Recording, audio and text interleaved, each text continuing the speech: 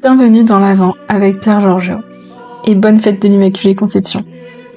Aujourd'hui, jour 8, des femmes marchent derrière le Christ et le soutiennent de leurs biens. Calmons les bruits extérieurs, avançons dans l'Avent, vers Sol Alto. Pierre Georgiou n'aurait jamais pu faire ce qu'il a fait sans les femmes qui l'ont entouré. Sa mère Adélaïde, dure mais qui l'a porté dans sa foi par son exemple. Sa sœur Luciana, sa confidente et future biographe. Les amis de la conférence Saint-Vincent de Paul, qui l'avaient épousé, collecté de l'argent avec lui. Et surtout, Laura Hidalgo, l'amour qu'il a offert à Dieu pour rester libre de servir les pauvres. Comme dans l'Évangile, des femmes marchaient avec lui et l'assistaient de leurs biens. Temps, argent, prière, courage. Évangile de notre Seigneur Jésus-Christ, selon saint Luc, chapitre 8. Ensuite, il arriva que Jésus, passant à travers villes et villages, proclamait et annonçait la bonne nouvelle du règne de Dieu. Les 12 l'accompagnaient, ainsi que des femmes qui avaient été guéries de maladies et d'esprits mauvais. Marie, appelée Madeleine, de laquelle étaient sortis 7 démons. Jeanne, femme de Cousa, intendant d'Hérode.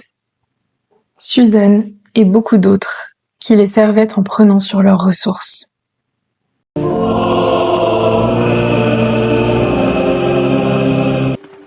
Luc est le seul évangéliste à nous donner ce petit verset, presque en passant.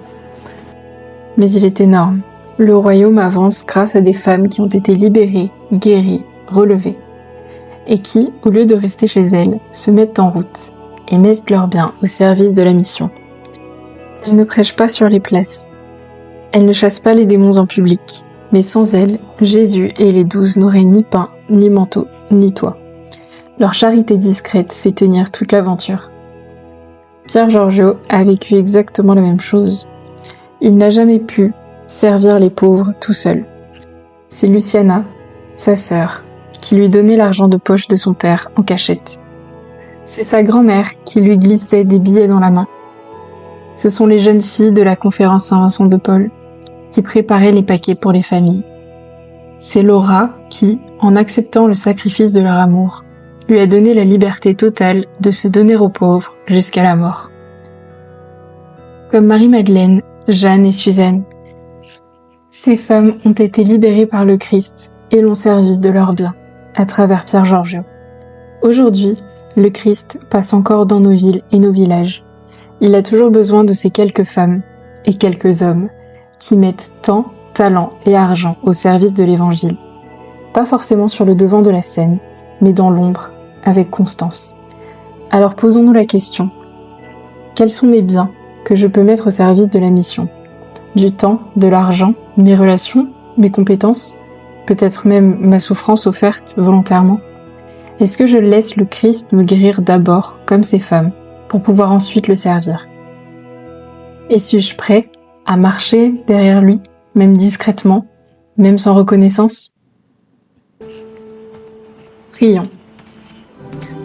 Seigneur Jésus, toi qui as permis que des femmes, autrefois brisées, deviennent les colonnes discrètes de ta mission, merci pour toutes celles qui, aujourd'hui encore, servent ton évangile de leur bien. Sainte Vierge Marie, toi qui la première as tout donné sans rien retenir, toi qui as marché derrière ton Fils jusqu'au pied de la croix, apprends-nous la générosité silencieuse et joyeuse qui a fait avancer le royaume, plus que 1000 discours. Saint Pierre Georgiou, toi qui n'as jamais eu honte de recevoir, toi qui disais merci à chaque pièce glissée dans ta main, toi qui as su transformer l'amour d'une femme en pain pour des centaines de familles, prie pour que nous ayons l'humilité d'accepter d'être aidés et le courage de tout donner à notre tour. Seigneur, guéris-nous d'abord, pour que, libérés, nous puissions mettre nos biens au service de ton passage parmi les hommes.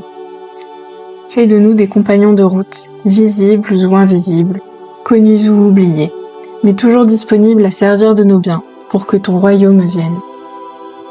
Et quand nous serons tentés de croire que nous faisons tout seuls, rappelle-nous doucement que la charité est toujours un cœur et que derrière chaque Pierre Georgiou, il y a une foule de femmes et d'hommes qui ont dit oui avec leur portefeuille, leur cœur et leur vie. Vierge Marie, Mère des pauvres, Saint Joseph, toi qui as tout donné en silence. Saint Pierre Giorgio, serviteur joyeux des pauvres, priez pour nous. Verso l'alto. Au nom du Père, du Fils et du Saint-Esprit. Amen.